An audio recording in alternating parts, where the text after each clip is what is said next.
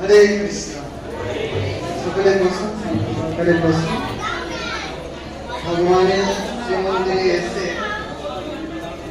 বলা হয় তীর্থ যাত্রা যখনই সফল হয়, সেই তীর্থে গিয়ে সেই তীর্থের মহিমার এখন শ্রবণ করা হয়। যখন কোনো কিছু আমরা চোখ দিয়ে যখন দর্শন করি, তো দর্শন করার সাথে সাথে সেখানে কি প্রয়োজন? জ্ঞানের প্রয়োজন। সবকিছু চোখ দিয়ে আমরা দেখতে পাই। যেমন অনেক গাছে ফুল ফোটে,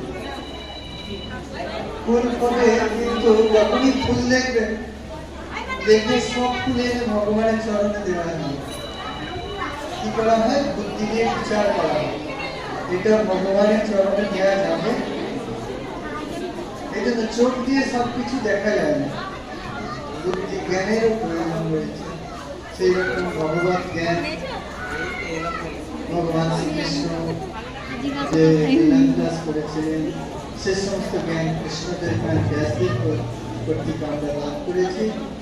সেই কথাগুলি আমরা শ্রবণ করে ভগবানের যে মহিমা, যে ভগবানের প্রতি আরো শ্রদ্ধা এবং ভক্তি,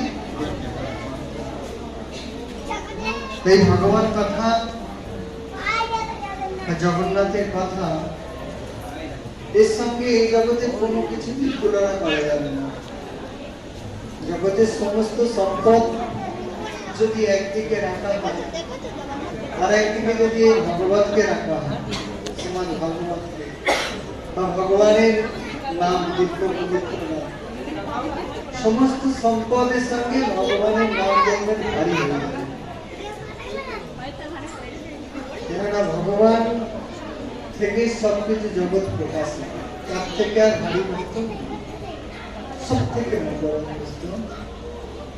তো জীবন সব থেকে সুন্দর এবং পরিপূর্ণ হয়ে ওঠার মাধ্যম এই ভগবানের কথা।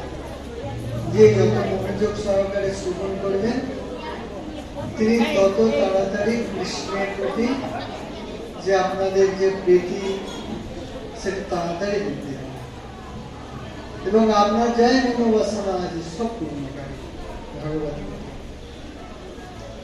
যেমন ঔষধ দোকানে গেলে যে কোনো রোগ হোক, ঔষধ দোকানে প্রেসক্রিপশন দেখাবে, সব রকম রোগের ঔষধ পাওয়া যায়। ঠিক সেই রকম মানুষের যে ধরনেরই সমস্যা থাকে, সমস্যার শেষ নেই। যার যে ধরনের সমস্যা, কেউ যদি ভাগবতের আশ্রয় নেয়, প্রত্যেকের সমস্যার সমাধানের ঔষধ ভাগবতের রয়েছে। সেরকম গ্রন্থ, দিব্য পবিত্র গ্রন্থ। গতকাল কতজন ছিলেন? শ্রবণ করেছেন কতজন? কয়েকজন, অনেক নতুন